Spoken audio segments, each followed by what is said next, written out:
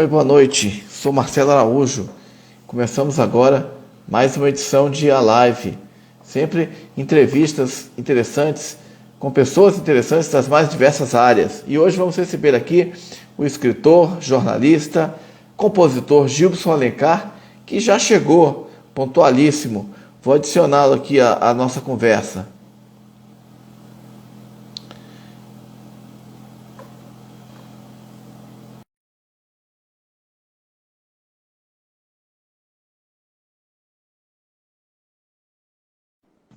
Oi, Entrei. Gilson. E aí, meu querido? Tudo bom? Tudo bom? Como é que Boa você tá? noite. Boa Tudo noite, ótimo, e cara. você? Que honra estar com você aí de novo, né? Honra, honra minha também.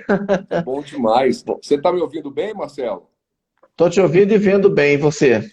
Ah, tá ótimo para mim também. Tá perfeito. Legal, legal.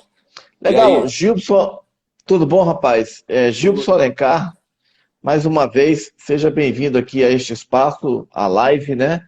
Esta saúde, ainda um copo d'água aqui para brindar. Saúde. Este é o nosso segundo encontro aqui nesta série de lives, né? Sim. Muito obrigado aí por aceitar o convite, por estar aqui hoje para participar, para falar hoje, especialmente vários assuntos, mas especialmente aqui está invertido, né? Mas é o seu livro chamado Brutos e Flores, né? De Gilson Alencar, seu novo livro. Obrigado aí por aceitar o convite para vir aqui falar sobre este trabalho. Cara, uma honra para mim. Você sabe que para mim pô, estar com você é algo muito especial. Você que sempre está aí me dando todo o apoio, toda é, essa sua gentileza, né, em divulgar aí as minhas loucuras, né? Então, te agradeço muito estar aqui. Obrigado, obrigado pelas palavras gentis aí, sempre muito gentil e generoso, nosso amigo Gilson. Tivemos a oportunidade, já há alguns anos fomos conectados aí pelas redes sociais, mas pessoalmente a gente se conheceu, acho que um pouco antes da pandemia, né? Uma vez que eu fui dar uma palestra a convite Isso, do sindicato, né? Do Marcos do Linhares sindicato, lá isso. na biblioteca. E vamos falar também do sindicato que você hoje está à frente, é presidente. E Aham. depois começamos essa série de contatos. Obrigado também. Você também é um grande incentivador aí do meu trabalho, né, artístico e das lives. Sempre muito gentil. Obrigado. E eu estava vendo essa, como falei, a sua segunda live aqui nesse projeto, né? A Sim, primeira foi logo no início, quando o projeto começou, em julho de 2020, há um isso. ano e 8 meses quase. Foi a 10ª live, né? E foi no dia 25 de julho de 2020. Era Isso um mesmo. sábado, por Foi, volta foi. de 14 horas, algo assim. Foi, E foi. hoje, essa live sua aqui, se não me falha a memória, é a live de número 167. Então, nós estamos nos encontrando um ano, quase um ano e 8 meses depois, nesse espaço, né? Sim, E sim. 157 lives depois, novamente para falar do seu trabalho. Obrigado mais uma vez. Legal, cara. Muito bom mesmo, cara. Vamos que vamos. Vamos que vamos. Eu vou passar a palavra para o nosso convidado aqui. Como eu falei, já houve uma live aqui antes, há algum tempo, com o Gilson, na qual ele apresentou a história dele, a trajetória dele, até aquele momento, né? Que, claro, depois disso, quase 2 anos depois, muita coisa aconteceu, várias águas passaram, né? E temos aí, mais uma vez, reforçando o livro novo dele. Mas é sempre legal a gente recapitular um pouco e vamos, só vou falar algumas questões assim para recapitular um pouco a trajetória do nosso convidado antes da gente passar para o livro propriamente dito e para outros assuntos. Uhum. Gilson, então eu queria saber de você como surgiu a sua relação com a literatura. Cara, é muito engraçado porque a minha relação com a literatura se deu através da música. Se deu através da música. Eu ali já muito novo, ali com uns 9, 10 anos de idade, estavam rolando o boom das bandas de rock and roll ali nos anos 80. Então, eu sempre fui muito ligado nas letras das bandas, né?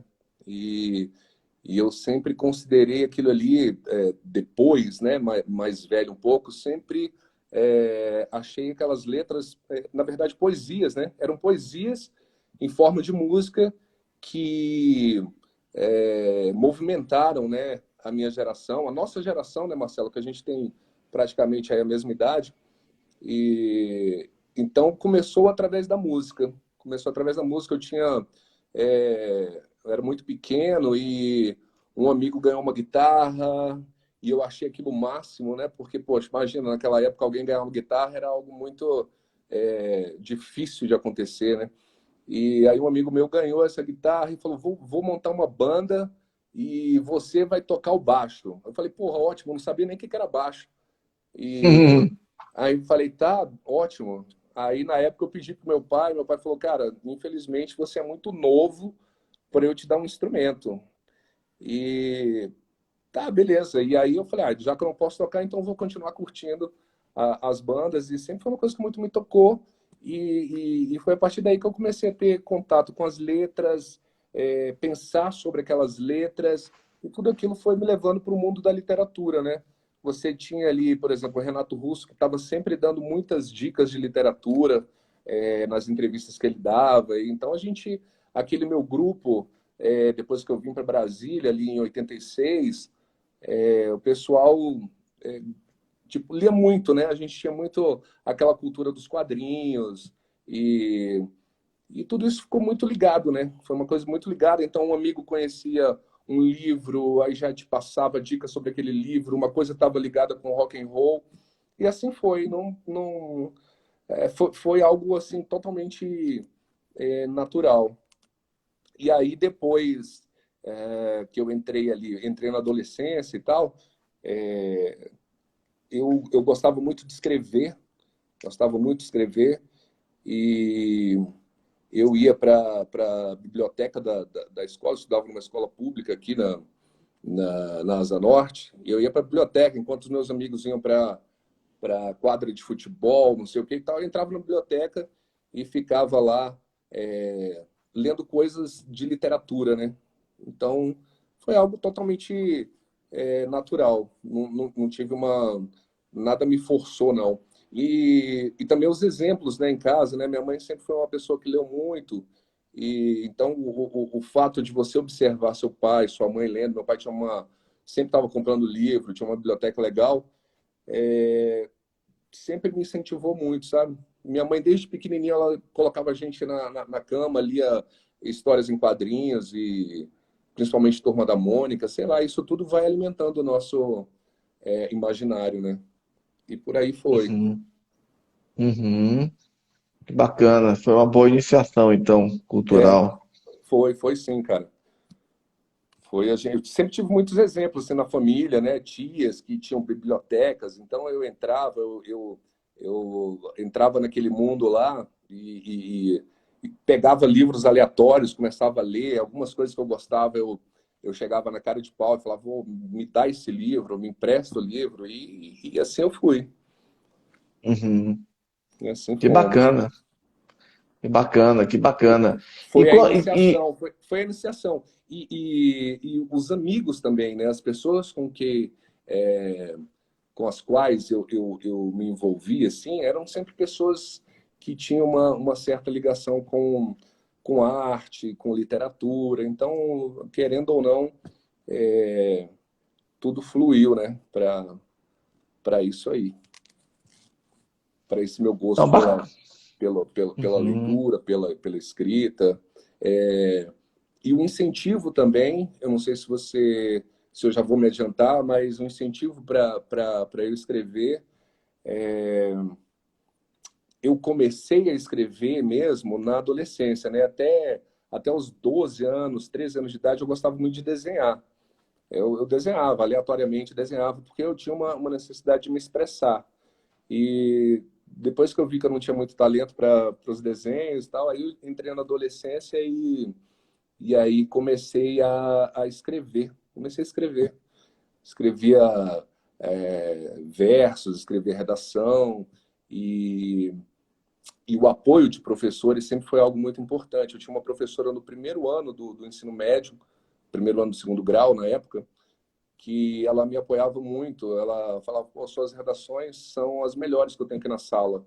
E você receber um incentivo de alguém que você admira é algo muito muito explosivo, muito forte, né? Que bacana. É importante isso que você fala, né? A questão do incentivo, né? Que venha, né? De onde vier, né? Mas que seu caso da família também, de amigos, Sim, da professora, né? Da escola. O sim, importante é que esse incentivo venha, né? Infelizmente, a gente vive num país, né? Em que ainda há muitas carências na área de educação, né? sim. E, infelizmente, né, o hábito da leitura ainda não é tão valorizado e disseminado como poderia e deveria, né? Com Cara, certeza isso contribui e isso é muito um para o grande erro, desenvolvimento do Marcelo. país, né? Isso é um grande erro estrutural, sabia? Isso é um grande erro estrutural. Eu sempre bato nessa tecla, cara. Se você não ensina é, crianças a lerem, entendeu? E mais tarde a lerem com senso crítico, nós vamos continuar desse jeito, tá? A gente já está aí desde que descobriram o Brasil, né? Teoricamente há 522 anos, a gente está da mesma forma, sabe? Saímos de império, entramos em república e tudo continua do mesmo jeito. E eu chego até a acreditar que isso pode ser até um projeto mesmo para manter as pessoas onde elas estão, sabe? Na ignorância, porque é, pode ser até um chavão que eu vou falar, mas se você mantém, eles devem achar que, e estão certos, né? Mantém as pessoas na ignorância, fica muito mais fácil de você dominar. Então é isso que acontece com o nosso país e, e é algo que eu tenho dentro de mim que eu preciso, de alguma maneira, ajudar a modificar isso, sabe? Eu acho que a gente tem que investir em literatura infantil, sabe? Depois que a criança crescer, você ensinar a ler textos de uma maneira crítica, sabe? Ensinando que ser crítico é algo positivo, né? Porque a gente tem isso também na sociedade. Ah, essa pessoa é muito crítica, essa pessoa é, critica tudo e tal, mas não é bem por aí. Você tem uma análise crítica dos textos que te apresentam, sabe? Não só os textos escritos, mas os textos que você ouve no rádio, os textos que você ouve nos teleprompters na TV, sabe? Então a gente tem que estar sempre ali, sempre tentando desconstruir isso. Eu vejo que tem uma aluna minha aí, ela entrou, e eu, quando dava aula, eu sempre falava isso para os meus alunos: nunca tenham uma fonte só de informação. Busquem fontes diversas para vocês formarem suas opiniões, porque é muito fácil a gente ter uma fonte só de informação e acreditar naquilo. É muito mais prático, é muito mais fácil, né? Então, eu sempre pedi para que lessem diferentes veículos de comunicação, diferentes livros, diferentes autores. E cara, ainda bem que ali onde, nas turmas que eu formei, parece que deu muito certo. Mas eu acho que a gente tem que levar isso para o ensino básico, sabe? Com certeza. E também um país assim, além dessas históricas, né, carências de falta de investimento em educação, né? Inclusive, havia um projeto, né, intenção, né, do ministro da Economia de taxar livros, né, cobrar impostos de livros, uma coisa que não existe, alegando que ler é coisa de rico. E, É, e- e- e curi- e é e muito louco, né? curiosamente, né, Vai taxar o curiosamente, livro, uhum. pode falar. Não, só concluir. Curiosamente, é o mesmo governo que baixa, zera imposto de jet ski, de balão, de dirigível, de lancha, de sei lá o quê, de games, né? Coisas É, mais é que isso é que eu ia, taxa livre. isso que eu ia complementar, né? Porque a aeronave não paga imposto, lancha não paga imposto e por aí vai. E agora o livro, né, é coisa de elite, né, da elite. E eu não sei, eu acho que eu concordo com ele mesmo, porque no sentido de o livro no Brasil, infelizmente, ainda é coisa de elite, né? Ainda é coisa de elite. A gente tinha que dar um jeito de conseguir subsídios para baratear os livros, sabe? Pelo menos para as pessoas mais humildes, das classes econômicas mais baixas, terem acesso, né? Porque pô, você vai comprar um livro de R$ 50. R$ 50 pode ser muito para uma pessoa que está precisando comprar um botijão de gás. Ela não vai comprar um livro, sabe? Ela não vai comprar um livro. Ela não vai pagar uma internet boa para poder acessar conteúdos na internet. Não vai, porque falta o básico, né? Falta um botijão de gás, falta um arroz, falta um feijão, falta comida no prato das pessoas. E então, se você não consegue suprir as suas necessidades básicas, você não vai para um outro nível da pirâmide, que é a questão do conhecimento. Né? E tem Livro é outro... muito caro no país, né? Muito caro. Isso sempre foi e cada vez mais caro, né? Não baixa o preço, né? Não baixa, não baixa Barateia. mesmo. E você vai conversar com as editoras, eles também não conseguem baixar, e eu até entendo também, porque os impostos no país para o empresariado, inclusive donos de editoras, são muito altos. Então, meu amigo, é uma coisa kafkiana mesmo, sabe? Algo que parece que não tem solução, sabe? Passa ano, passa década, e a gente continua do mesmo jeito, sabe? Poucos, se você olhar o Brasil como um todo, 210 milhões, pouquíssimos têm acesso realmente à cultura, eu vou até arriscar falar uma cultura de qualidade, sabe? Gilson, tem uma pergunta aqui que eu vou te passar da Amanda. Uhum, Meu filho de 11 anos está dando trabalho para ler, mas eu obrigo. Alguma uhum. dica? Eu acho que assim, Você que tem filho também, né? Filhos já tenho. adolescentes, né? Não, e é difícil mesmo, viu, Amanda? É difícil, não é uma coisa fácil, não. Eu vou te falar que o melhor exemplo, a melhor coisa é o exemplo, tá? Não adianta forçar a criança a ler, sabe? O melhor exemplo é você pegar um livro e começar a ler com ele. Compra um livro adequado para a idade dele, senta com ele no sofá, deita com ele na cama e começa a ler junto com ele. Isso aí ajuda bastante, viu? Minha mãe fazia muito isso comigo, com meus irmãos, com livros infantis e Turma da Mônica e tal. Isso termina despertando muito, viu? É o exemplo. Eu acho que o exemplo é melhor do que você impor algo, porque aí não vai funcionar muito, não. E, enfim, também acho que tem que ser uma coisa proporcional, né? Não adianta pegar, sei lá, claro que tem crianças, pode ter uma criança aí de 10, de 11 anos que leia os clássicos todos, mas sei, até pedir sua opinião. Não adianta você pegar, sei lá, uma criança que talvez não tenha esse hábito e tentar empurrar Crime e Castigo do Dostoiévski, né? Não. Não dá, não. É até engraçado isso. Tem que ser uma coisa paulatina mesmo, sabe? O meu filho acabou de fazer 13 anos, eu dei para ele um livro da Revolução Russa, né? Para ele ler. Ele começou a ler e se amarrou naquilo.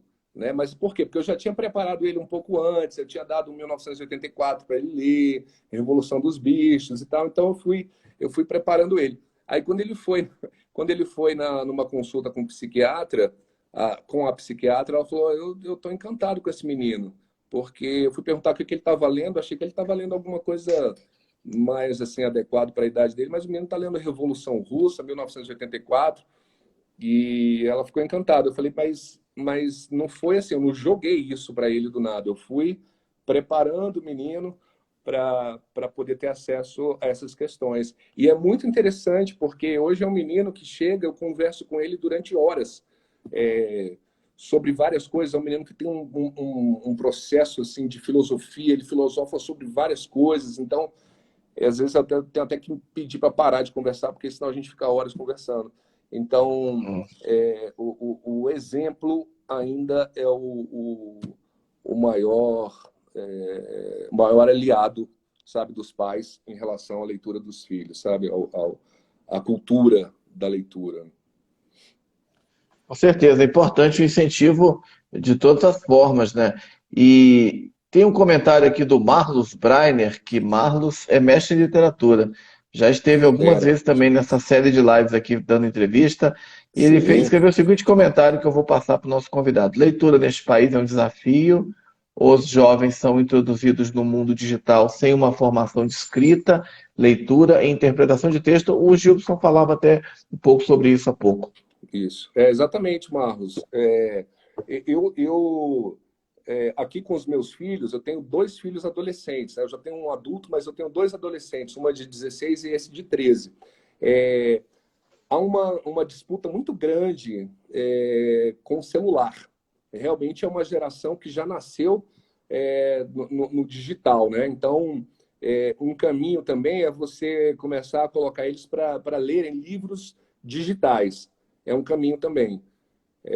Porque se você deixar solto, aí é só TikTok, é só rede social, vídeos e mais vídeos aleatórios, sabe? Porque os vídeos vão entrando, eles estão vendo coisas aleatórias e são coisas muito curtas, são coisas que não te dão profundidade, sabe? Então, é um desafio, cara. É um desafio. A gente tem uma grande briga com os aparelhos eletrônicos, mas a gente tem que saber se aliar a eles, aos aparelhos eletrônicos e colocar eles para lerem livros, lerem textos digitais, porque o caminho é esse, né? Eu acho que hoje em dia, até a gente mesmo, a gente está muito no digital, né? A gente está muito nessas plataformas. É isso. Até eu, às vezes, tenho que me policiar, cara. Se deixar, às vezes, quando eu vejo, eu tô lá, sei lá, o dia inteiro, assim, no celular, olhando um monte de coisa, WhatsApp, Instagram, e não sei o quê. A Cara, gente vive muito disso hoje, porque, eu na verdade, hoje o mundo gira em torno disso também, né? Então, não sim, dá para você, não, sim, vamos afastar o não, digital. não. Não, é usar isso de forma racional e a Exato. favor do conhecimento, da Isso. educação, né? Usar essas plataformas porque já é uma realidade há alguns anos e vai continuar sendo, né? Vai continuar sendo. A gente não vai voltar para o analógico, a gente sabe, não vai. Então a gente tem que aproveitar essas ferramentas e usá-las a nosso favor. Uhum. Legal, bacana, Gilson. Eu queria saber um pouco de você sobre as suas experiências profissionais, né, artísticas, literárias, antes de chegar ao seu livro novo, ao Brutos e Flores. Ah, legal, Você é cara. jornalista, não é isso? Inclusive, você estudou com Carol Jardon, que esteve outro dia aqui Isso, nesta live, você grande estava Carol. presente. Sim, sim. Sou jornalista de formação, é, trabalhei muito tempo, né, como jornalista, trabalhei muito com jornalismo científico e tecnológico, foi uma escola para mim fantástica. Conheci esse Brasil inteiro cobrindo ciência e tecnologia.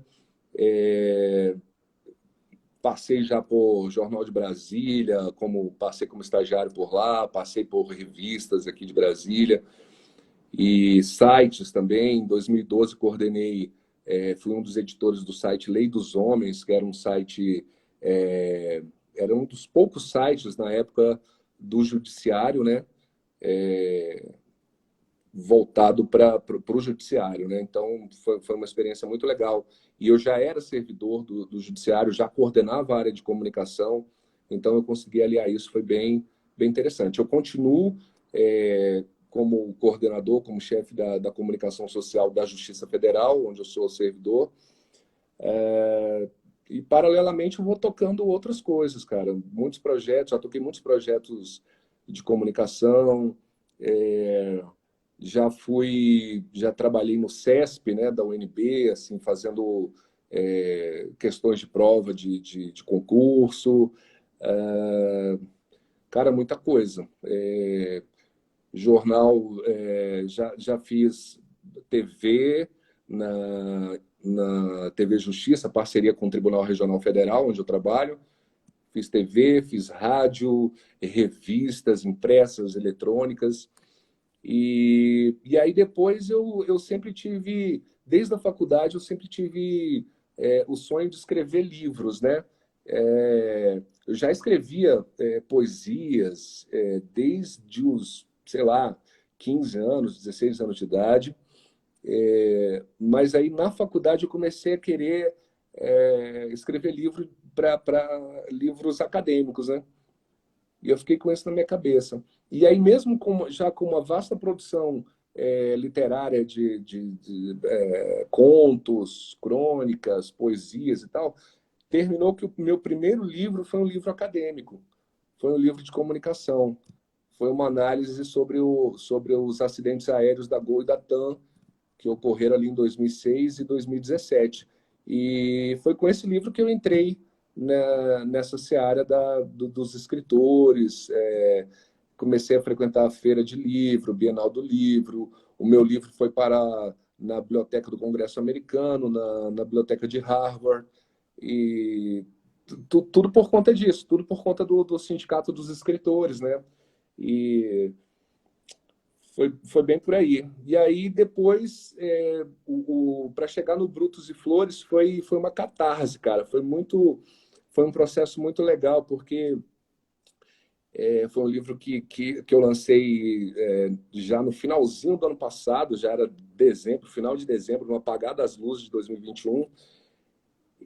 Só que, cara, eu tive que me revisitar. Eu fui revisitar o meu eu ali de 17 anos, o meu eu de 20 anos. Eu fui revisitando, fui me revisitando nesses textos e eu fui reescrevendo aquelas coisas. Eu fui mantendo a essência daquilo, mas eu fui mudando a forma, fui mudando o texto, fui adequando aos conhecimentos que eu tenho hoje em dia, sabe? Então eu trabalhei muito os textos para chegarem no Brutos e Flores. Muita coisa eu deixei fora, né? Muita coisa eu deixei fora. Eu tinha que fazer um livro pela editora de até 90 páginas, então foi bem complicado ter que cortar tudo. Então eu tenho mais material para outros livros aí. Então eu fui revisitando isso, fui reescrevendo, fui me reencontrando e foi uma experiência muito muito legal. Muito legal. Eu terminei o livro, o último texto, eu já estava morando nesse apartamento, que foi aqui na Asa Norte, que foi um apartamento que tem toda a minha história aqui, foi quando eu comecei a escrever mesmo. E depois mudei daqui, fui morar em outros lugares. E agora eu retornei no final do ano passado para esse apartamento, onde eu morei na minha adolescência e tal, e foi quando eu comecei a escrever. E foi exatamente aqui, que eu mandei o último arquivo para a editora. Então foi bem legal, cara. Foi um processo bem interessante. Foi uma coisa tipo de fechar uma etapa, né? Que agora eu fechei uma etapa e agora pensando já em outras coisas agora, em outros textos, em outras ideias. Então foi bem legal. Até chegar aí Uhum. foi um processo bem bacana. Então ficou uma síntese, né, das minhas produções. Então eu dividi em contos, dividi em crônicas, poemas, letras de música e até experimentações com maldravias, né, que foi um tipo de poesia que eu descobri ano passado, participei de uma coletânea e comecei a experimentar também. Uhum. Bacana. Então eram ideias antigas que você reescreveu, Não só reestruturou. antigas, não só antigas, também tem coisa novinha aí, coisas que eu escrevi esse ano, coisas que eu escrevi ano passado, e aí eu vou indo, porque eu sempre estava escrevendo, né? Então, desses 46 anos que eu tenho até lá o Gilson de 16 anos de idade, né? Mas 30 foi anos meio atrás. 30 anos atrás. Mas foi meio que foi bem complicado ter que ir cortando, cortando, cortando, tirando textos para poder chegar nessa síntese aqui. Mas foi Que legal. legal. Legal. Massa, massa demais. A gente vai aprofundar um pouco sobre o livro, mas eu queria te perguntar antes, duas coisas. A primeira, bom, uma dúvida, qual é a editora que saiu o seu livro? Foi a White Label. White White Label. Label. É, De White onde que ela Label. é? É daqui mesmo, de De Brasília. Brasília. É, Aham, de Brasília. legal. White Label, temos o Red Label, Black Label e o White É, então, Label. foi uma das coisas que eu gostei. Eu falei, legal, me lembrou aí o uísque, né? Então, pô, gostei. Gostei aí Aham. da Bula Branca. Legal. Gilson, antes de falar um pouco mais sobre o livro, eu queria te perguntar quais são os seus escritores favoritos, né, Cara, brasileiros e também do mundo, né? Acho que você chegou a citar alguns aí no comecinho da sim. conversa, mas quem são? Cara, Pode falar olha, um pouco deixa eu aí? te falar. Tem um cara que eu adoro, que é um cara fantástico, para mim, ele é o gênio do realismo fantástico, que é o Jorge Luiz Borges, argentino. Uhum. Para mim é um cara fantástico. É, tem um outro cara muito bacana que é o Nikos Kazantzakis, que é um grego, que escreveu A Sese, que é um livro assim, um livro que é um livro único, cara, é um livro único. Eu recomendo esse livro, viu? Porque ele vai tratar é, não assim, ele tem uma visão filosófica de Deus, sabe? De Deus, do ser humano aqui, das imperfeições. E ele faz uma coisa muito interessante, que a gente sempre tem a ideia que Deus tem que salvar a gente, né? E ele coloca que a gente é que tem que salvar Deus, né? Porque será que não foi uma construção nossa? Então vamos salvar essa nossa construção. Então o Nikos Kazantzakis é interessantíssimo. Eu recomendo a SESI, e ele tem um livro também que é A Última Tentação, que serviu de base para o filme A Última Tentação de Cristo, que é um filmaço ali de 1988, que eu também recomendo. Um filme que vai mostrar assim, eu não sou um cara religioso, eu não tenho religião nem nada, mas é, é bem interessante a forma como o filme trata a figura do Jesus Cristo, né? Que aí mostra o Jesus, mostra o Cristo humano, né? Sofrendo, passando por todas as provações. É muito interessante. Não sei se é fácil de achar hoje em dia, mas é um filme fantástico. Na época que eu vi, eu pirei, e é um dos filmes que eu mais gosto, e é baseado no Nikos Kazantzakis. É muito bom. Gosto do George Orwell. Só um parêntese do filme do Martin Scorsese, né, com William Scorsese, Dafoe. William Dafoe, fantástico no papel de Jesus, fantástico, fantástico, muito bom. Eu grande adoro. ator. Mas pode prosseguir, desculpe. O cara que eu curto muito também é Humberto Eco. Humberto Eco, que tem uma produção acadêmica assim fantástica, era uma mente assim brilhantíssima, né? E também entrou pelo romance. Ele tem O Nome da Rosa, que também virou um filme, que é um livro muito bom. Ah, temos o George Orwell, que também é fantástico, com 1984, com a Revolução dos Bichos. Temos Dostoiévski, Aldous Huxley, Admirável Mundo Novo, Vitor Hugo. Temos, cara, aí vai. E aí, no brasileiro, cara, pô, a gente tem coisas maravilhosas. A gente tem Tiago de Mello, a gente tem Manuel de Barros, o Drummond, cara. O Drummond é um cara que eu tenho um carinho muito grande, assim, pela, pelo escritor que ele porque foi. Uh, eu lembro muito bem que foi quando eu acho que eu realmente despertei para o que era literatura e poesia. E também graças a uma professora, porque em 1987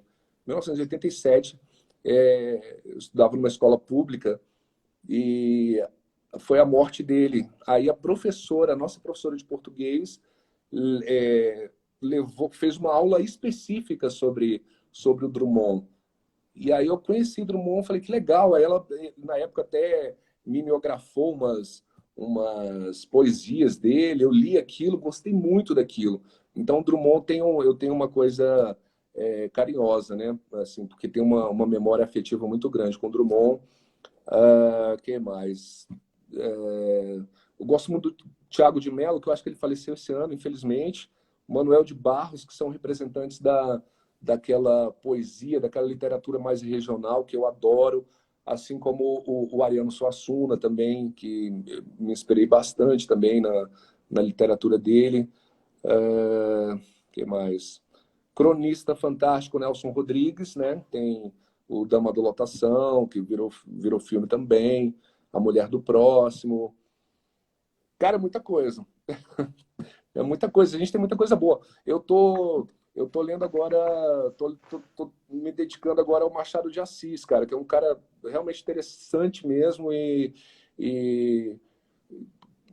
de uma relevância ímpar, né, para a nossa literatura.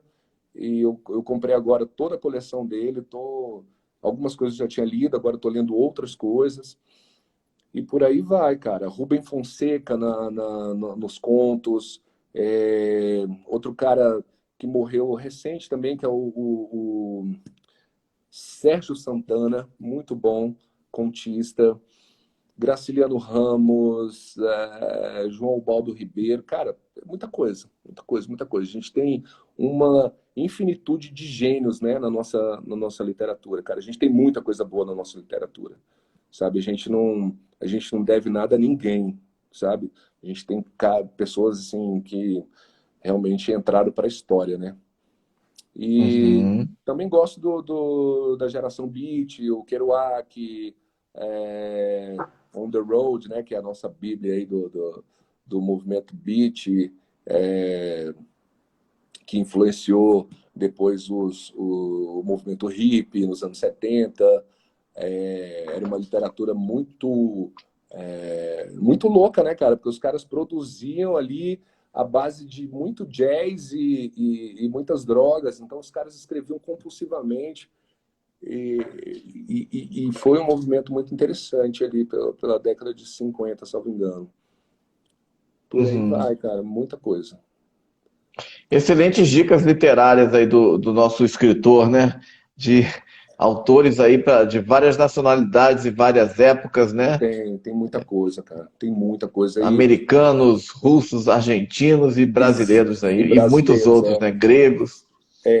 Cara, a minha aflição é não conseguir ler todos os livros que eu tenho na minha biblioteca, cara. A minha aflição é não conseguir ler tudo, porque é muita coisa. Eu tenho muitos, muitos livros mesmo, e eu vou lendo, na hora que eu olho, eu falo, meu Deus, ainda falta tanto, cara. Ainda falta tanto. É bom, né? Por um lado é bom. Espero que, Uhum, que, que isso aí fique para molecada, né? Que eles deem uhum, valor, né? Que eles deem valor. uhum. Legal. Gilson, e na sua opinião, o que você acha que é necessário para ser um escritor? Não vou nem falar ser um bom escritor, enfim, isso é o que a gente já prevê e tal, e sem idealizações e tal, mas para escrever, para ser um escritor, o que você acha que é necessário? Olha, eu acho que é algo que a maioria das pessoas é capaz, sabe, de escrever. De escrever, colocar suas ideias. É, tem muita gente que escreve, né, principalmente as meninas ali. Eu acho que até hoje ainda tem essa cultura do diário, né, de escrever e tal. Eu acho que não tem muito segredo, não, Marcelo. É você estar sentindo alguma coisa, né? Você, para escrever, você precisa, no meu ponto de vista, estar sentindo algo, tá? Não adianta a pessoa sentar e conheço muita gente que fala, não, eu sou muito metódico, eu sento todo dia, tal hora e vou escrever, sabe? Tá, beleza, legal, mas, por exemplo, eu não sou assim, eu não consigo parar todo dia eu vou escrever alguma coisa, porque se eu não estou sentindo algo, não tem como eu escrever, sabe? Então, eu acho que é isso. As pessoas, eu acho que a maioria tem condição, desde que seja alfabetizado e tal, tem condição de escrever, se tornar escritor, mas tem que sentir. O escritor, ele precisa sentir, sabe? Porque, às vezes, algo que aconteceu não despertou nada num amigo seu, por exemplo, mas se você tem sensibilidade, você consegue transformar algo banal, às vezes banal aos olhos dos outros, em algo em texto, né? Você pode expressar isso é, por meio da literatura, de texto e tal. Então, você tem que sentir. Você precisa estar atento, precisa sentir. Para você ser um escritor, você precisa estar com as antenas ligadas, né? O Chico Science falava muito isso, né? Da tal da antena enfincada na lama e pegando tudo, captando tudo, né? Então é isso. O escritor ele tem que estar captando as coisas, sabe? Às vezes eu tô andando, cara, eu tô andando por aí, eu tô numa fila de banco, eu escuto alguma coisa, eu falo, pô, que interessante. Aí, pá, já desenvolvo algo. Ou então eu tô, sei lá, assistindo alguma coisa, um filme, um documentário, uma reportagem, alguma coisa, aquilo me toca. Ou então eu acordo com um determinado pensamento, coisas do meu cotidiano, e vou e transformo aquilo. É inquietação, sabe? Escrever é inquietação. Se você está inquieto, escreva.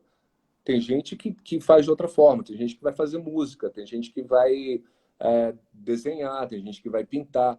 O importante é a pessoa estar se expressando, sabe? Eu acho que isso é o principal. A gente veio ao mundo para se expressar, cara. Eu acho que. E a gente tem que encontrar, a gente precisa encontrar os nossos caminhos, né?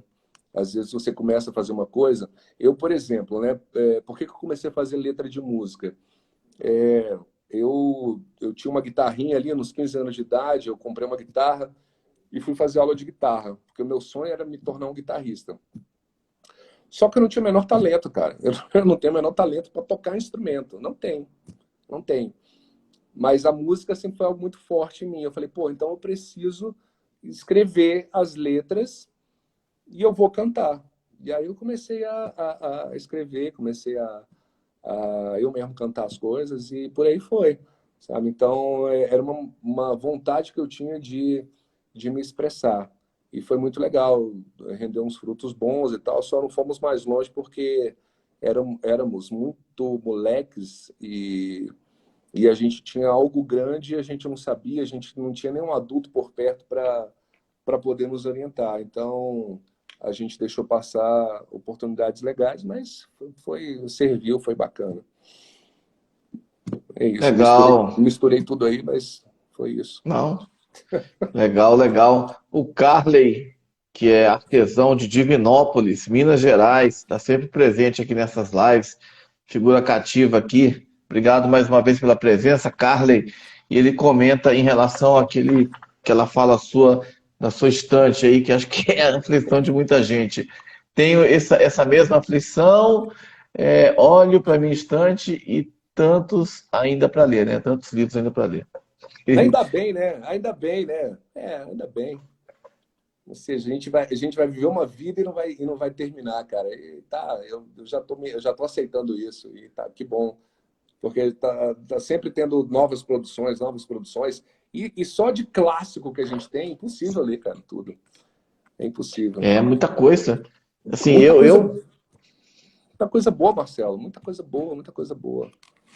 Né? eu sofro também, tenho essa estante aí, fora os que não estão na estante aí, que estão pelo mundo, que é muito mais. E eu, por exemplo, já vou fazer 52 anos e pô, precisaria de mais, sei lá quantas vidas, pelo menos mais umas duas aí, ou três para ler tudo que eu queria ler, né? Infelizmente não vai dar tempo. Não dá, cara, não dá. Mas a gente faz o que pode.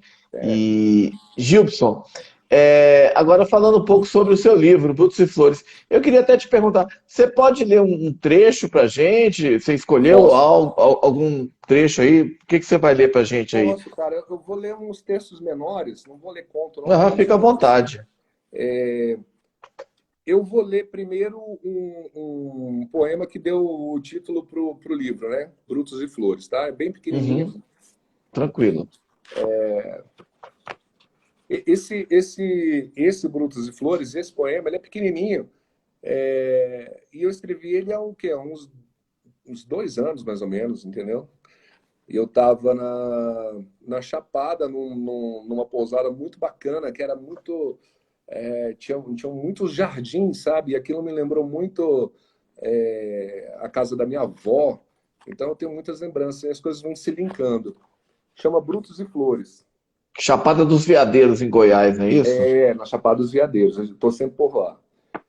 Beleza. Dei- Deixe sua alma vagar no jardim do tempo. Lá existem lírios do passado, copos de leite do futuro e orquídeas de presente. Rude, o meu eu perambulava em pensamentos repetitivos. Após jogatina na roleta russa dos brutos, reencontrei-o no templo do jardim, meditando dores. Uh, muito bom, cara, muito bom. Muito E, bom e, mesmo. e aqui Belas imagens. bacana, cara, que bom. Aqui, além disso, além de eu lembrar do jardim da minha avó e tal, eu tinha acabado de perder um tio que gostava muito, o cara era muito craque em orquídeas, né? Então, as coisas vão se misturando na minha cabeça e na hora que tem aquele estalo, né? Aquela inquietude, geralmente sai bem legal. Posso ler outro aqui? Claro, pô, fica à vontade, quando você quiser. Tem um outro aqui que esse aqui eu tava dirigindo indo para o trabalho na época e há uns 3 anos também. E eu estava pensando no lance de ser pai, e não só de ser pai, de ser filho, né? O lance de ser filho, o que os nossos pais fizeram pela gente, né? O que os nossos avós fizeram pelos nossos pais. E aí eu pensei, né, cara, nós, no final das contas, somos kamikazes, né? Então o nome desse poema é Kamikaze. Ao final de tudo, somos pilotos, enviados para missão suicida. Lutamos em favor do amor. Morremos exigindo paz. Nos sacrificamos por terceiros. Existir é estar no campo de batalha. É crua a realidade da morte. Por isso poetizamos. Vamos partir. Nossa consciência será apagada. Viajaremos o rumo ao nada, impulsionados pelo vento divino. Em processo de encantamento, espero o derradeiro momento, o segundo da transmutação, para dizer harmônico, explodir no absurdo um míssil chamado vida. E aí o kamikaze, o que quer dizer kamikaze? Vento divino. A tradução é vento divino. Então, são essas ideias que vão surgindo, e depois, para colocar isso no papel, é, quando eu estou com essa inquietude, é uma coisa natural, sabe? É natural, não tem muito sofrimento, não. Claro que a gente escreve, depois a gente vai pulindo uma coisa aqui, outra coisa ali, trocando palavras repetidas e tal, mas a ideia vai. Por aí, cara. Pô, o Harmonica College, que é um gaitista fantástico, tá dizendo massa. Correia Caju, Correia Caju também batendo palmas aí. E o Carley, poesia Beijo pura, para diz a Correia Caju. E o beijo para ela. Carley, o nosso amigo mineiro de Divinópolis, pergunta: escrever sobre o cotidiano é mais fácil? Ao escrever sobre o cotidiano, é mais fácil coordenar as ideias? Não, eu acho que tem a mesma dificuldade, né? Ou as pessoas têm talentos para vários tipos de escrita, né? A gente tem cronistas fantásticos, fantásticos que não se deram muito bem na poesia, por exemplo, né? Mas eu acho que é a mesma dificuldade, porque você escrever sobre o cotidiano, você tem que estar com um olhar muito atento ao que está acontecendo, né? E às vezes uma coisa, você pode escrever uma crônica maravilhosa num fato que ninguém está dando tanta importância, né? Então eu acho que é tudo complicado ou fácil, né? Para quem tem gente que tem facilidade para escrever crônica, tem gente que não, tem gente que tem facilidade para escrever poemas. Então eu acho que depende do talento de cada um, né? Eu vou até falar assim, talento, né? Uma palavra que eu nem gosto muito, mas é o que cabe agora, né? É o que me veio. Então, Legal. Eu queria. Legal. Eu queria falar com você um pouco sobre essas. Você justamente comentou sobre os gêneros aí, contos, crônicas, letras, Sim. poesias. Seu livro está dividido nessas, nesses gêneros, né? E eu queria perguntar um pouco sobre você a respeito da sua presença literária em cada um deles, né? Uhum. Começando pelos contos, né? Inclusive eu queria dizer aqui, né, dar um depoimento de que teve um conto que eu gostei muito. Não, claro que eu não vou dar spoiler sobre esse conto, né? Não vou falar nada. Vocês, por favor, leiam o livro, né? Mas é um conto que chama muita atenção pô, do, do personagem, né? O narrador está andando no eixo monumental, que é a principal avenida de Brasília, né? Que corta Asa Sul e Isso. Asa Norte, para quem não conhece Brasília, né? Num Aham. domingo de manhã, né? E ele vê uma cena um tanto quanto inusitada, que é uma mulher nua no meio da rua. Só isso que eu vou falar, mais nada. Mais nada, Não, senão dá spoiler e tal. não, Mas não, eu mas queria saber um pouco sobre a sua relação com os contos. Inclusive, você citou Borges, né? Citou o Realismo Fantástico. Queria sim, que você sim. falasse um pouco sobre os seus contos, né, do livro e tal, de uma forma Aham, geral. aham.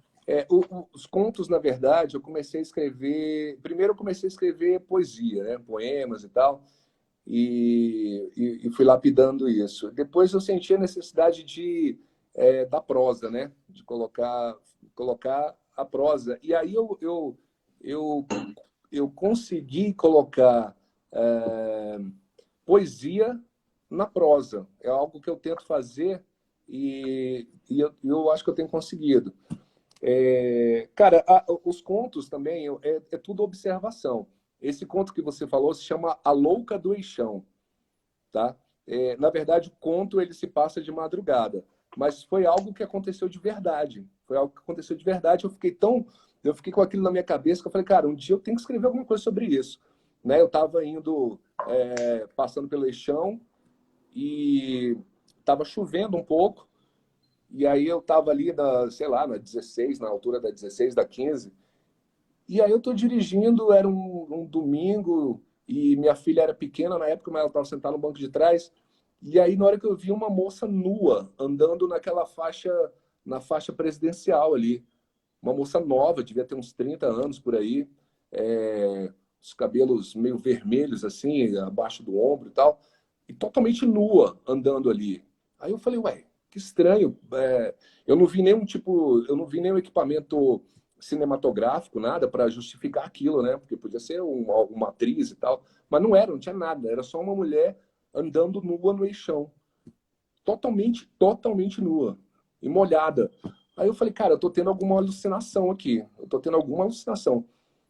Aí eu olhei para minha filha assim, ela olhou para mim, ela falou: "Pai, você viu isso?" Aí eu falei: "Você viu, Isabela?" Ela falou: "Vi." Eu falei: "Caramba, então realmente rolou. Realmente rolou." Aí eu fiquei com aquilo, fiquei encasquetado com aquilo. Eu falei: "Como que uma mulher nova desse jeito vai estar andando nua no chão, né?" E pronto, mas aí eu não voltei para ver nem nada, mas eu fiquei com aquilo na minha cabeça. Eu falei, isso é muito surreal. Isso é surreal. E aí depois eu peguei esse fato e aí escrevi A Louca do Eixão, mas aí eu já viajei, já criei uma narrativa e tal. Então, eu acho que o escritor ele tem que estar atento não só às suas inquietações, mas ao seu redor também, sabe? Ao seu redor. Às vezes acontecem coisas loucas.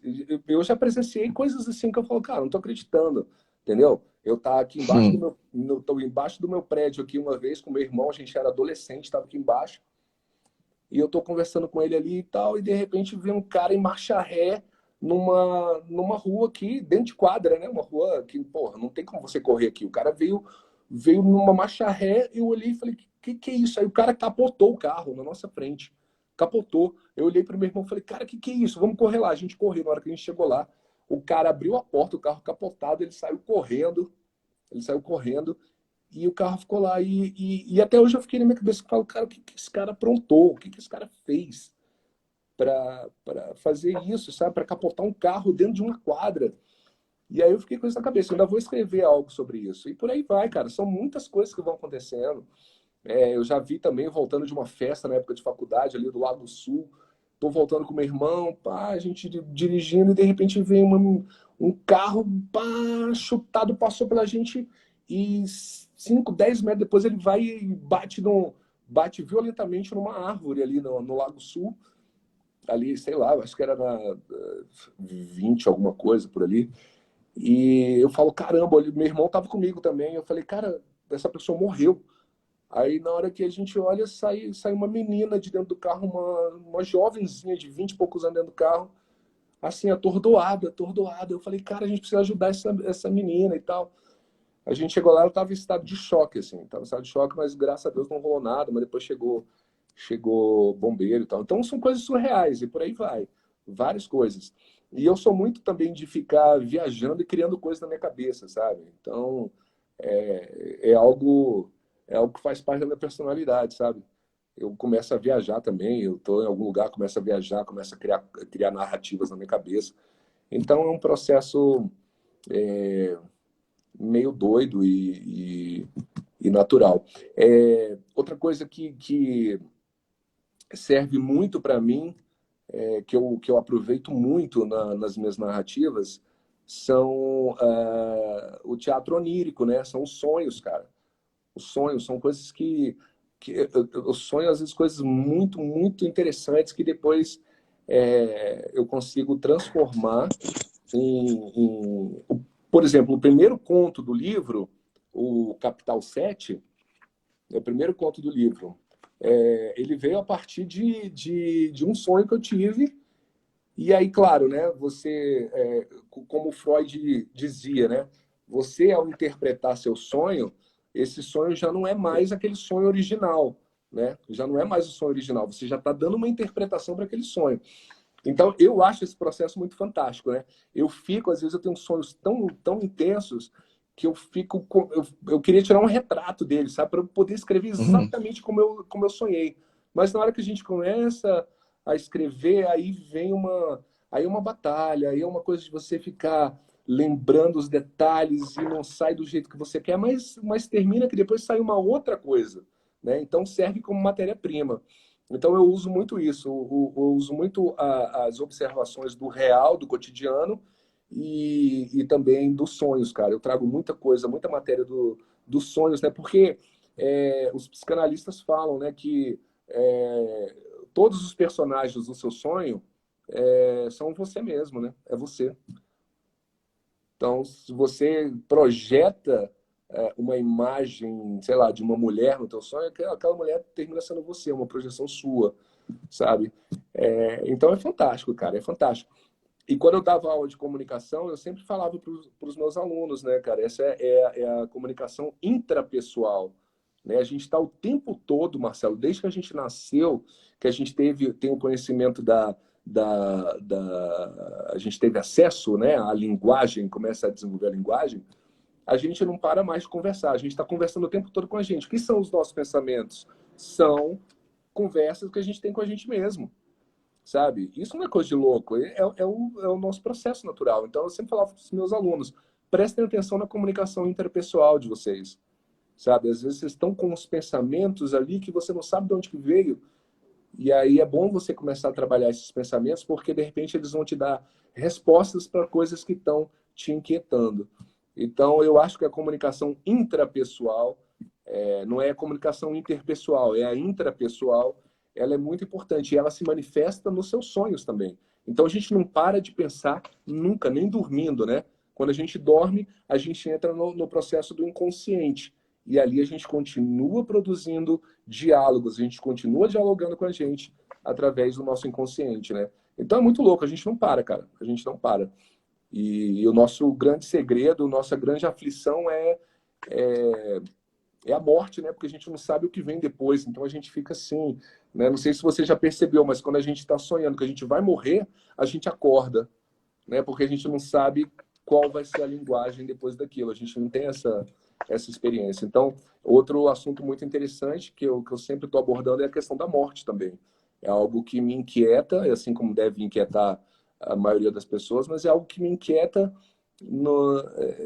sabe, o lance da gente não ter a resposta. E aí eu volto lá no Nikos Kazantzakis, que eu te falei, em Ascese, ele fala, né? A gente vem de um abismo, a gente vem de um abismo, né? E a gente vai para um abismo. A gente não sabe, a gente vai para abismo. A gente veio de um abismo, a gente não tem noção do que era essa escuridão. E a gente vai para uma escuridão. Só que nesse meio tempo, há luz. Existe a luz, que é a nossa vida.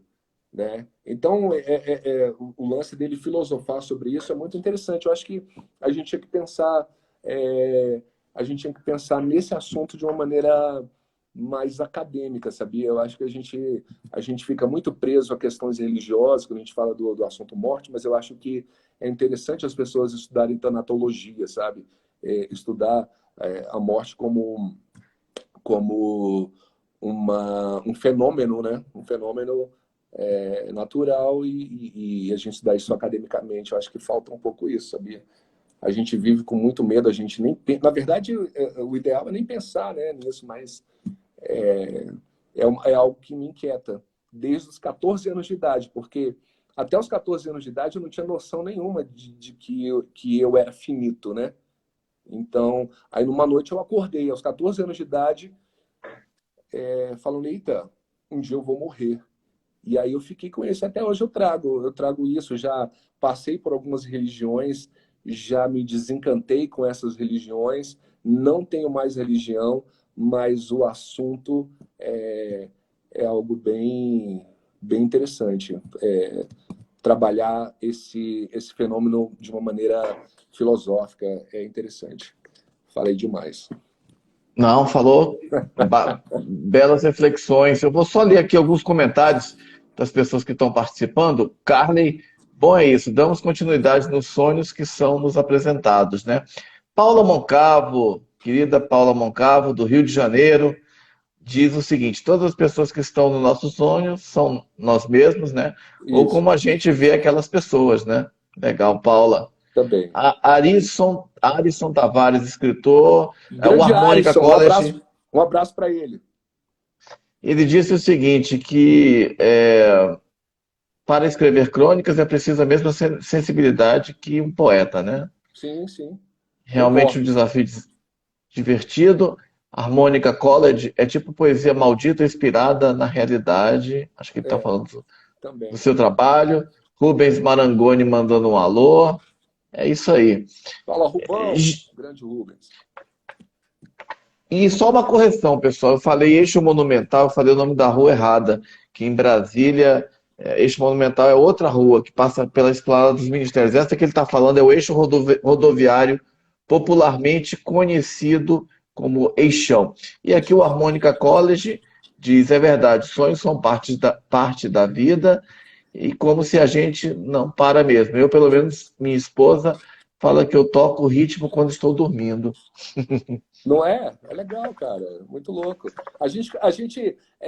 O processo de comunicação é tão interessante que a gente chega a falar à noite, cara. A gente fala, tem gente que fala à noite, entendeu? Porque é um processo, é, ele é algo pulsante. A gente não consegue não se comunicar, entendeu? Mesmo quando eu não estou me comunicando com você, por exemplo, agora, daqui a pouco, quando a gente terminar a live, eu vou estar pensando, eu vou estar, entendeu? Então, não para. O processo de comunicação é algo que me inspira muito e que me traz muitas reflexões. Eu acho que foi por isso que eu fui estudar também jornalismo, né? Estudar comunicação, porque chegou numa fase da minha vida que eu era extremamente tímido, sabe? Eu sempre fui uma criança muito muito extrovertida, mas aí chegou numa fase ali no início da adolescência e tal, eu fui me fechando muito e eu acho que foi a partir daí que eu comecei a escrever bastante, comecei a ter as minhas inquietudes, comecei a escrever e aí naturalmente quando chegou na época de faculdade eu não tinha para onde correr, sabe? O meu pai falava, cara, vai fazer direito, você gosta de ler, você gosta de escrever. Eu falei, pai, mas direito não é comigo, cara. Não tenho vocação, né? Mas terminou que eu fui trabalhar no Poder Judiciário, né? De alguma forma se encontrou De com o alguma direito. forma, exatamente. Que legal. E as crônicas, né, do livro? Cara, as crônicas, eu não sou, é, eu não sou um especialista em crônicas, não, sabe? Na verdade, eu tenho algumas crônicas, mas eu fiquei na dúvida nas crônicas que eu ia colocar no livro. E quem me alertou, eu pedi uma consultoria para o nosso querido Clotes, Roberto que Clotes. você conhece tão bem, né? O Clotes é Já esteve fantástico, aqui também. é um excelente cronista. Aí eu peguei, eu tava com alguns textos, eu falei, cara, isso aqui tá se encaixando. Será que isso aqui se encaixa como crônica? Eu falei, pô, eu preciso falar com o maior cronista que eu conheço perto de mim, que é o Clotes. Aí mandei para ele, cara, gostei muito, achei muito legal, e não sei o que, isso é crônica sim, e aquele outro texto também é crônica. Eu falei, ah, pô, legal, ele gostou desse, eu vou colocar. Aí eu coloquei só duas crônicas mesmo, e uma crônica é bem pessoal, uma crônica bem pessoal, é, da época que eu vivia nos ônibus aqui em Brasília, andando pelas passarelas subterrâneas e tal. Então, é uma coisa muito pessoal. E eu sempre estava ali sonhando, né? Sempre sonhando em fazer alguma coisa, em ser alguma coisa, e sempre nessa batalha, indo para a faculdade de ônibus, voltando de ônibus, indo para o estágio de ônibus, andando a pé. Então, plano piloto aqui sempre foi muito o meu cenário, sabe? Então, ele tá bem colocado aí no livro, né? Asa Norte, Asa Sul. Eram lugares que eu sempre andei, cara. Uma coisa que eu me amarrava era pegar o grande circular quando eu era adolescente e ficar rodando, ficar rodando, ficar rodando. Pegava livro, ficava lendo dentro do ônibus. E eu achava aquilo muito viagem. E às vezes eu rodava tanto que o motorista falava, cara, terminou, já deu, você já deu duas voltas aqui, tá na hora de você parar em algum lugar, entendeu? Eu adorava, cara, eu adorava, porque eu ficava em movimento e pensando, sabe? Eu cheguei até tanto que eu gostava de rodoviária, de ônibus, que eu cheguei, na época da faculdade, eu fiz um filme, cara, chamado Código de Barras. Eu fiz um filme experimental na faculdade, eu fui o diretor do filme, fiz roteiro e fui para a rodoviária.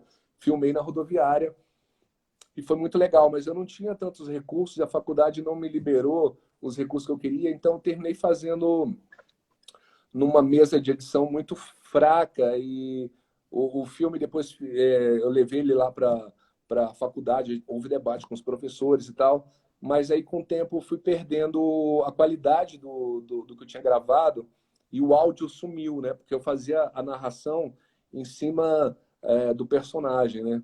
O personagem pegava, entrava dentro do ônibus e aí ele dava o foda-se, tipo, cara, hoje eu não vou trabalhar, sabe? Eu não vou trabalhar, eu não vou me entregar para esse sistema capitalista e não sei o que, bababá. Essa era a viagem naquela época de faculdade. E aí o cara surtava e começava a andar de ônibus, sabe? Então, isso, querendo ou não, é meu alter ego, né? Sei lá o que era. E o cara começava a andar de ônibus e aí eu colocava, eu era tipo o narrador do pensamento do personagem lá, né? Então eu colocava trechos de livros do Nietzsche, de outros filósofos e tal. Então foi uma experiência muito legal. Eu parei a rodoviária lá na época, né? Isso foi em 99, eu parei a rodoviária e convenci lá a motorista a deixar a gente entrar para filmar, convenci os passageiros. Então foi uma experiência muito legal, foi muito bacana. A gente teve um momento muito muito louco porque na época era um VHS, né? Então a gente tinha feito uma seleção de uns amigos que estavam comigo no projeto, a gente fez uma seleção de vídeos do Woodstock, sabe? E aí a gente pegou e falou, vamos colocar isso aqui, porque na época, não sei se ainda é assim, a rodoviária tinha umas telas ali que ficavam passando imagens para as pessoas enquanto elas esperavam o ônibus ali tipo um totem, sabe? Tinha TVs. Aí eu falei, pô, vamos mexer com essa rodoviária, vamos colocar essas imagens aqui de Woodstock e vamos ver o que vai rolar. E aí a menina pegou e falou, então tá, vou lá falar com a direção da rodoviária e vou colocar. Só que eu não tinha olhado todas as imagens, né? Eu tinha passado essa tarefa para uma amiga minha, né? Para ela selecionar as imagens, a gente ia passar. Eu confiei nela. Aí na hora que a coisa tá rolando, o cara que ficava lá na frente do videocassete na época era um policial. Aí ele foi lá e colocou a fita. Aí, beleza. Aí, na hora que eu tô lá, já dirigindo o cara, o outro cara com a câmera e tal, aí eu começo a olhar a galera toda empolvorosa lá na rodoviária, sabe? A galera que tava esperando o ônibus. Tava aparecendo cenas de sexo nas telas e tal. Eu falei, cara, eu vou ser Ué? preso, bicho. Eu vou ser preso nessa porra. E foi muito legal, cara. Eu falei pra mim, eu falei, Karina, corre lá e tira esse vídeo agora, senão a gente vai daqui direto pra delegacia. Então, assim, cara, Bom, não era o vídeo do estoque, não, né? tinha de estoque, mas tinha uma galera também ali dançando nua, sabe? Dançando Ah, nu, tá. Ok. totalmente nu. E aí eu vi uma galera muito, tipo, louca vendo aquilo, sabe? Tipo, aí, não sei o quê. Nossa, que coisa boa. Eu falei, caramba. E já tinha um outro pessoal, já, tipo, o que é isso? O que tá rolando e tal. Então, assim, são experiências, cara, que eu cheguei até a levar a literatura para esse filme que eu fiz experimental, sabe? Então, eu estou sempre muito ligado, né? Preciso até, eu acho que voltar a fazer mais isso, sabe? Porque na época foi muito bacana como um experimento universitário, sabe? A gente conseguiu passar o filme para toda a faculdade, teve debate com os professores e tal. Foi muito bacana, foi uma experiência legal. Então eu consegui levar literatura, filosofia para entre aspas, né, cinema, né? Foi muito legal. E Uhum. aí era aquilo ali, aquele roteiro era, querendo ou não, era eu andando de ônibus, lendo livro, e muitas vezes eu falava, cara, foda-se, eu quero ficar aqui lendo, eu quero ficar tendo acesso ao conhecimento cara, ir pro trabalho só vai me emburrecer, não sei o que, aquelas coisas, né, de jovens de 20 anos de idade. Mas é Uhum. isso aí, eu não sei por que que eu comecei a falar sobre isso, Marcelo. Você está falando da crônica. Ah, da crônica. A crônica é isso, cara. A crônica foi. Aí você está falando do livro, né? Então eu selecionei essas duas crônicas por indicação do Clotes. Então, uma é assim, né? Uma coisa muito pessoal, e uma outra foi mais assim, de observação do nosso cenário político.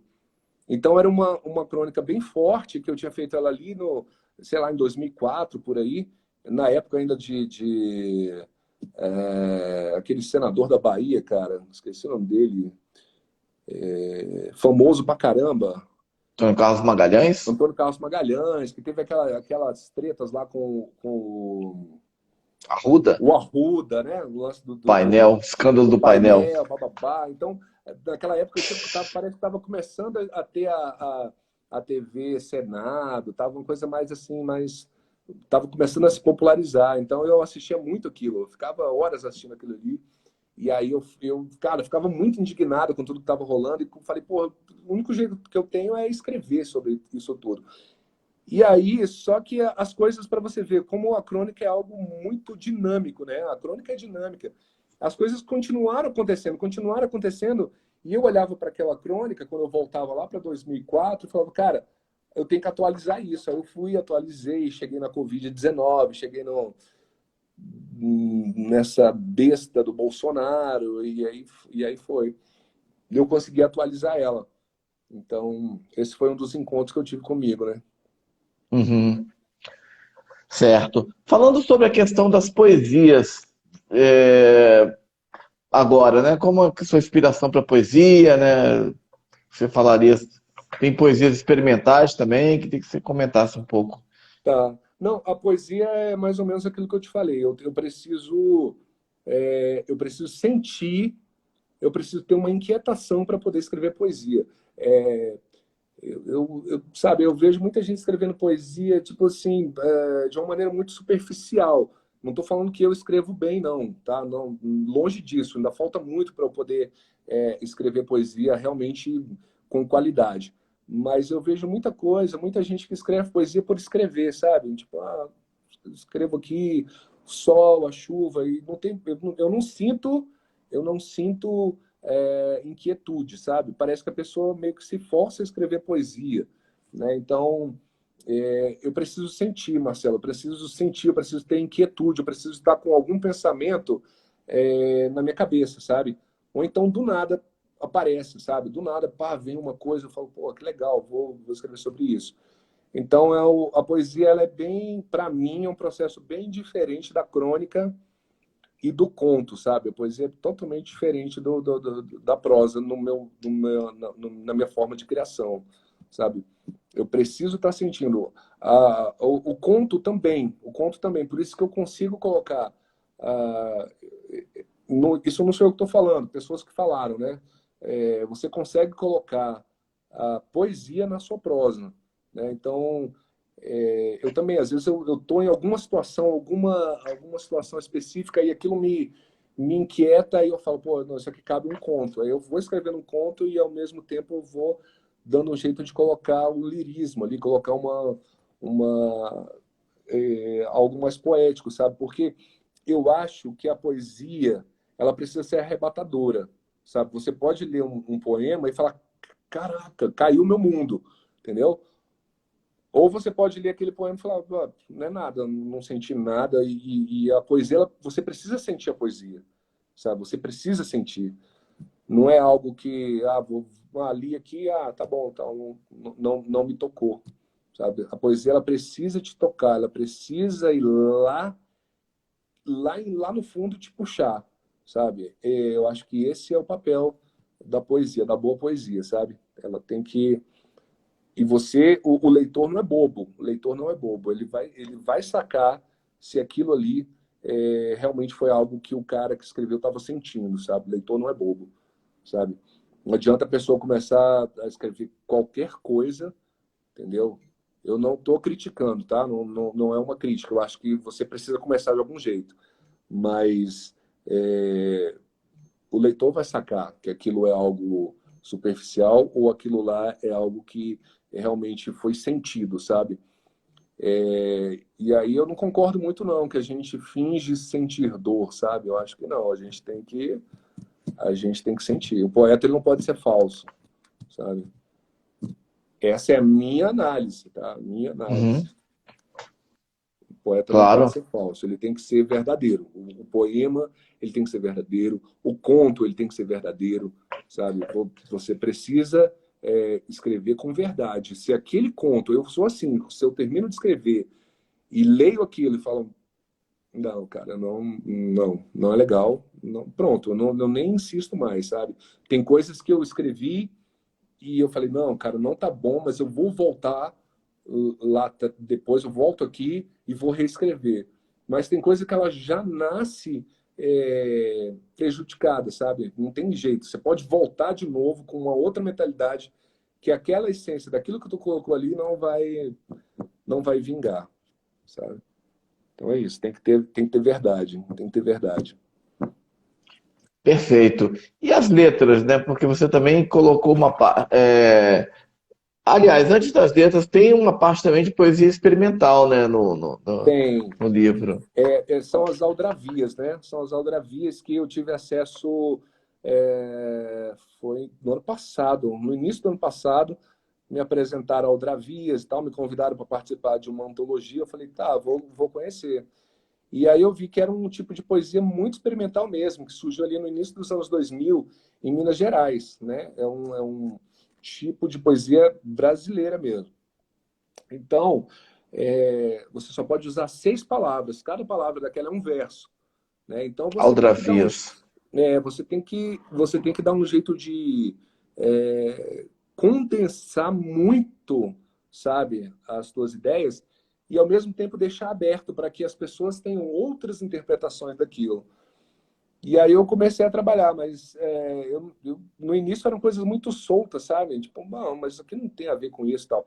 Então eu comecei a trabalhar com, cara, eu tenho que ter um cenário na minha cabeça de algo, eu tenho que ter um cenário de algo e eu tenho que trabalhar dentro desse cenário. Não adianta eu estar aqui num cenário X e de repente colocar uma coisa num cenário Y, sabe? Então não tem a ver, você tem que estar ali naquele cenário. Tanto é que o último texto que eu escrevi foi uma Aldravia que está na última página, que foi quando eu estava aqui, eu tava bem monótono, eu estava sozinho aqui, e de repente eu coloquei um jazz para tocar, e eu já fiquei mais animado. E aí eu fiz o lance do jazz, aí eu misturei o jazz com o jazz, já que o Uhum. local estava morto, e de repente agora com o jazz ficou animado e tal. Então é isso. Dá para experimentar, Marcelo, dá para experimentar. Eu acho que basta boa vontade, que você vai errar no início e tal, mas depois você vai acertar. Jogo de palavras, né? Bem interessante. Jazz com jazz, né? Isso, exatamente. É isso que é o Que barato, né? jazz! Muito Legal. bom. Qual que era o jazz aí? Você lembra qual que era que você estava ouvindo? Cara, eu acho que era. Eu acho que era Miles Davis, cara, se eu não me engano. Uhum, Acho que era beleza. Miles Davis. Agora só não vou me lembrar a música exatamente. Não Aham, sei se era Summertime, não sei. aham. Mas foi isso, cara. O jazz é algo que me acalma muito. Eu gosto bastante de jazz também. Apesar de amar o rock and roll, o jazz foi algo que eu aprendi a ouvir e eu gosto muito. Aí você quer saber sobre as letras agora? As letras, né? As letras, né? Tá. Bom, o que eu fiz? Eu para homenagear essas principais bandas que eu tive, né? Eu tive algumas, mas essas foram as principais. O Carnal Curse, que era uma banda de metal bem pesado, e que a gente tocava ali 93, 94, até 95 a gente tocou. E a gente era muito moleque, era uma banda muito boa. Os caras que tocavam comigo eram caras muito bons mesmo. E eu só cantava, eu escrevia as letras e cantava. Mas ali era uma vontade tão grande, a gente tinha uma vontade tão grande de que aquilo desse certo, que a coisa estava caminhando bem. A gente chegou a tocar nas feiras de música, chegou a dar entrevista para os programas Feira de Música na Rádio Cultura. Teve um movimento legal, a gente chegou a tocar em escola, tocamos na Casa do Teatro Amador, foi muito legal. Só que a gente era muito moleque, eu devia ter uns 17 anos, o guitarrista que era, assim, fantástico, cara, fantástico, era um moleque também, devia ter também a mesma idade, só que o ego dele era muito intenso, sabe? Ele era o maestro da banda e tal. E aí a gente começou a ter algumas tretas, eu e ele, né? As personalidades mais fortes ali, a gente começou a ter muita treta, não tinha ninguém, nenhum adulto para falar com a gente, olha, peraí, não é assim e tal. Então a gente terminou deixando para trás. E aí quando essa banda terminou, a gente já tinha show marcado em São Paulo, no Rio de Janeiro, Minas Gerais, tinha show marcado em vários lugares. E a gente simplesmente, do nada, no ensaio, a gente acabou a banda. Pá. Mas a gente chegou a gravar ainda na época uma demo, e com uma qualidade legal, que depois a gente chegou até a transformar em CD. A gente chegou a sair em algumas revistas de rock do Brasil, zines, né, na época também, mas aí a gente não teve capacidade para levar aquilo adiante, né? E aí eu falei, Hum. cara, eu vou então pelo menos eternizar isso. Eu consegui ainda colocar uma música lá no Spotify, e no Deezer também. Então tem lá uma coisa do Carnal Curse. Aí eu cito o Carnal Curse aqui no livro. E, e logo depois veio. A gente também estava numa época em que a gente cantava, o som era em inglês. E aí um cara, um produtor aqui de Brasília, que na época também estava ali auxiliando o Raimundos e tal, e outras bandas daqui, o cara chegou pra gente e falou: "Ó, cara, esse negócio de cantar em inglês está por fora, velho. Está por fora. Tá tendo uma nova leva de bandas cantando em português." Aí eu falei, porra, cara, de repente é isso, tá na hora da gente começar a cantar pra cá, né? Porque a gente tinha aquela ideia, aquela coisa idealizada, tipo, Sepultura, Overdose, tinha umas bandas que saíram do Brasil e se deram muito bem. E a gente sonhava, adolescente sonhador, né? Achava que iria dar certo. Aí eu cheguei, foi um dos motivos da gente brigar também, foi eu falei, pô, vamos começar a cantar em português, eu vou começar a, a, a escrever umas coisas mais voltadas para o Brasil e tal. Aí começou, né? O pessoal ficou meio.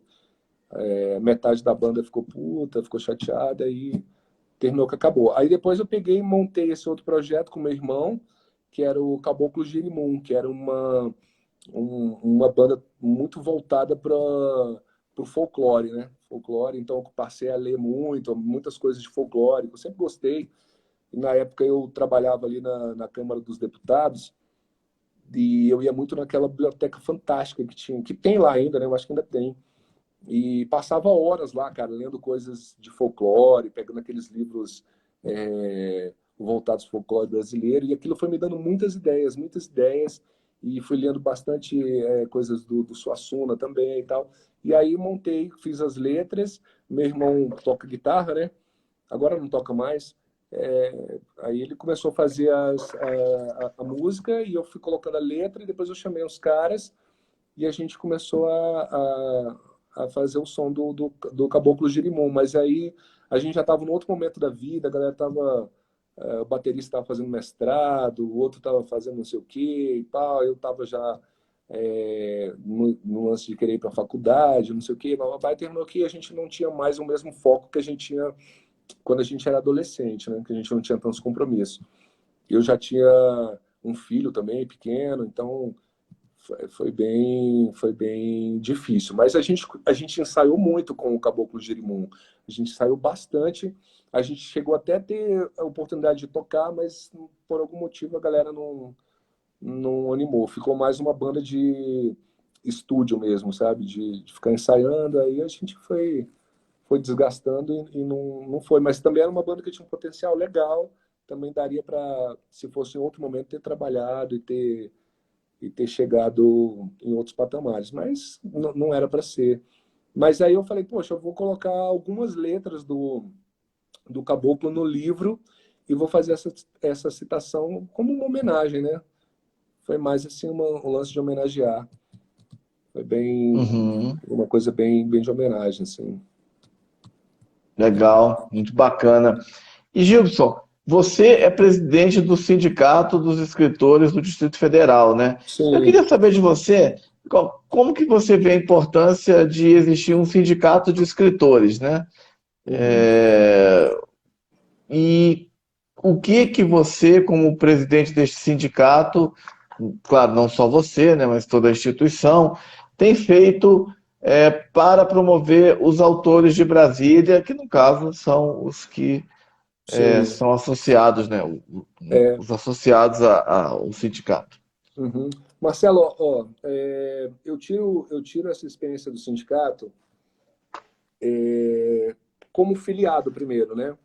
Quando eu lancei meu primeiro livro, eu tava meio perdido, né? Eu tava com o livro pronto e falei, cara, mas onde é que eu vou lançar isso? Eu vou fazer aqueles lançamentos, lá no Carpe Diem, não sei o quê. E aí eu falei, pô, mas isso aí vai terminar morrendo, né? Aí foi quando uma vizinha minha, eu morava ali no Lago Norte, uma vizinha minha, que é escritora também, falou, cara, tem o Sindicato dos Escritores, você não quer fazer parte?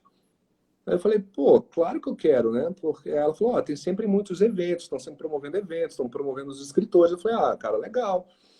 Aí ela me apresentou para o Linhares e tal, aí eu passei a fazer parte do sindicato e comecei a frequentar os eventos, né? Fui para a Bienal, fui para a Feira do Livro, a partir dali meu livro foi para fora do país, representantes lá da Biblioteca de Harvard e da Biblioteca do Congresso Americano pegaram o livro, levaram para lá.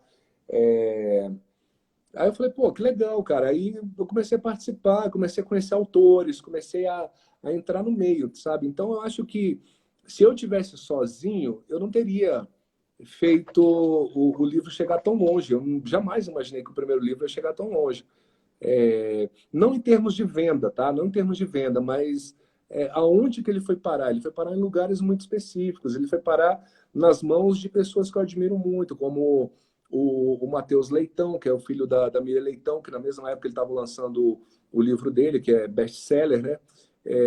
O cara teve acesso, pediu um monte de livro que ele queria dar e tal para as pessoas. É, Teve um outro cara também, muito famoso, cara, um perito, esqueci o nome dele agora, ele era muito famoso na época do Collor. Um perito que eu era muito fã, agora fugiu o nome dele, cara. Eu encontrei esse cara dando uma palestra e aí eu. Ricardo Molina, não sei se você sabe quem é.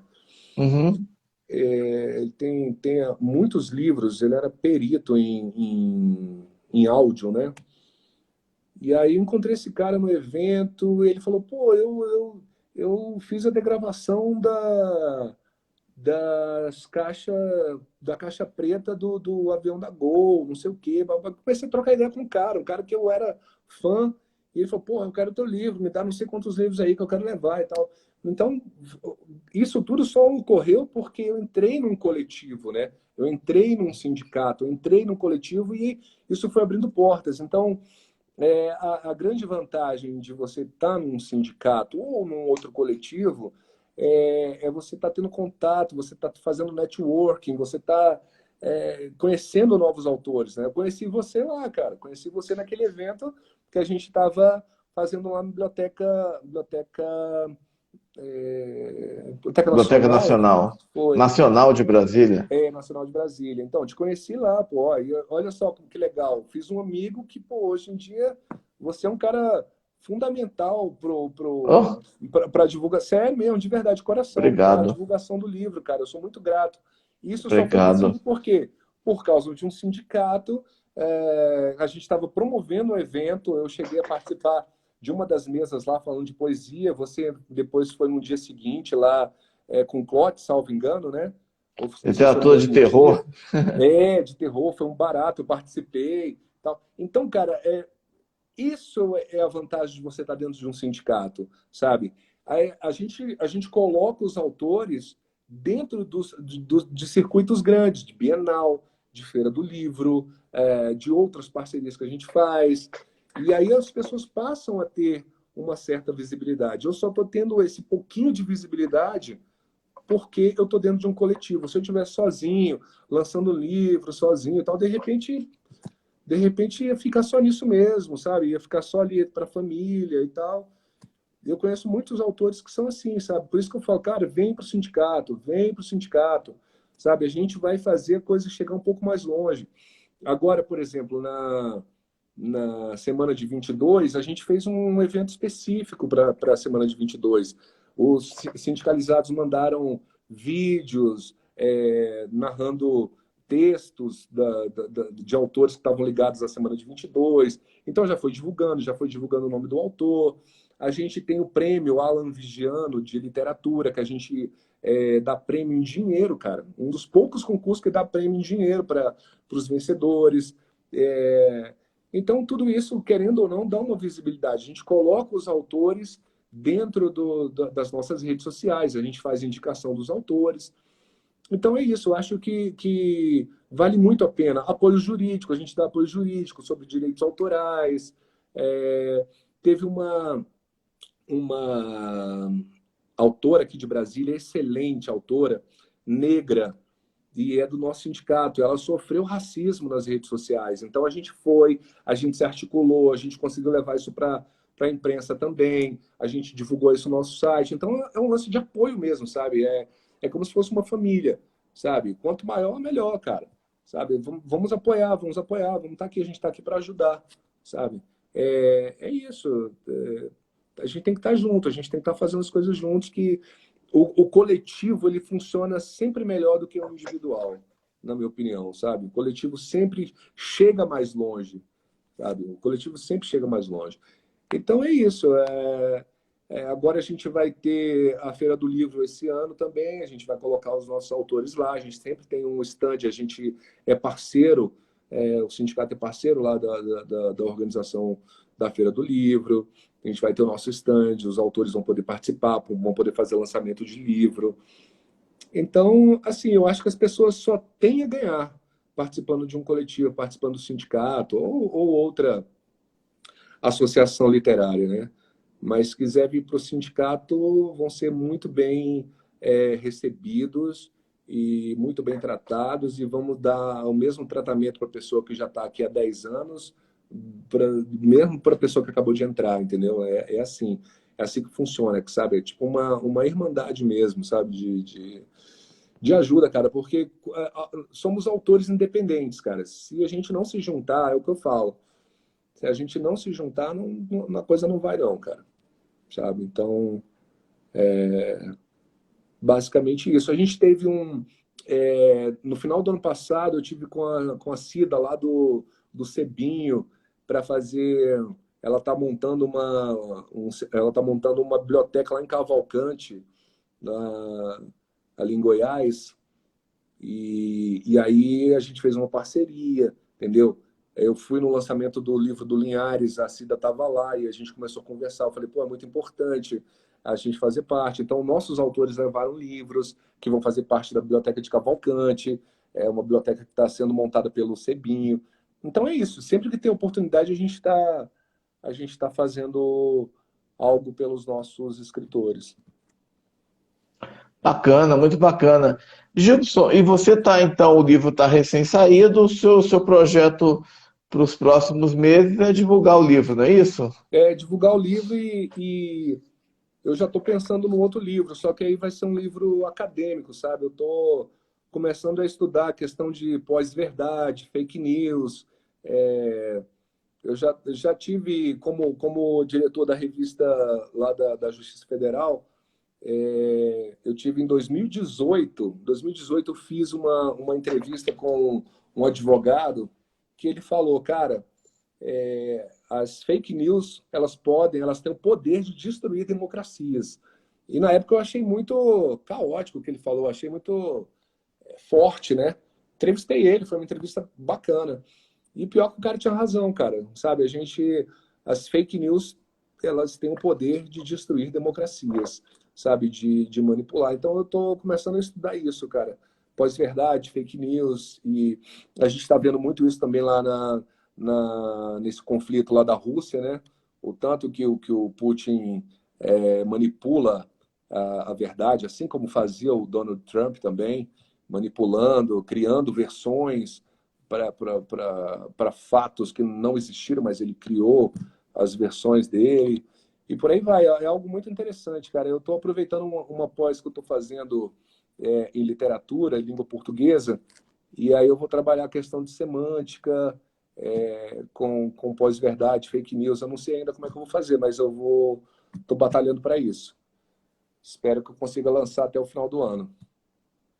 Legal. E o seu livro, Brutos e Flores, quem quiser adquiri-lo, ele tem no formato físico e também tem o formato digital, né? Fala pra gente Tem, aí tem. os caminhos para Tá. adquirir tanto um quanto o outro formato. Olha, por enquanto, tá mais fácil adquirir ele na Amazon, no formato do e-book, né? Tá mais fácil lá. é, e o livro físico, quem quiser também, é só entrar em contato comigo aí pelas redes sociais e que eu dou um jeito de enviar pelos correios. Eu tô com eles aqui, e eu tô fazendo isso mesmo até antes do lançamento, sabe? Porque aquela história também de você ficar esperando o lançamento formal para poder, sabe? Eu acho que isso não é o principal, não. Eu acho que o principal é a gente já estar divulgando. Então, se alguém quiser o livro físico, é só falar comigo nas redes sociais, pegar o contato com o Marcelo, que eu encaminho pelos correios, tá? Ou, se quiser a versão e-book, é só entrar na Amazon, sabe? Se você já tem aquela assinatura da Amazon, aí ele tá de graça lá. Bacana, bacana. Gilson Alencar, eu queria então agradecer a você pela sua participação hoje nesta live, na qual você falou sobre literatura, sobre ser escritor, sobre a sua história, mas falou também muito sobre o seu livro, que aqui está invertido, mas Brutos e Flores, né? Que ele acabou de falar como é possível adquiri-lo. A Alessandra Alexandria estava dando parabéns para você. Para nós, para nós. Beleza? Então, obrigado hoje por essa presença. Foi muito legal essa live que já está chegando aí a quase 1 hora e 40 minutos. Obrigado Nossa, mesmo pela já? presença. Já. Mas a gente poderia ficar muito tempo ainda falando aqui, com certeza. A gente Mas fala, hein, obrigado Marcelo? mesmo. A gente fala, hein, Marcelo? Obrigado. Valeu, cara. Eu te agradeço. Muito obrigado mesmo. Obrigado pelo convite.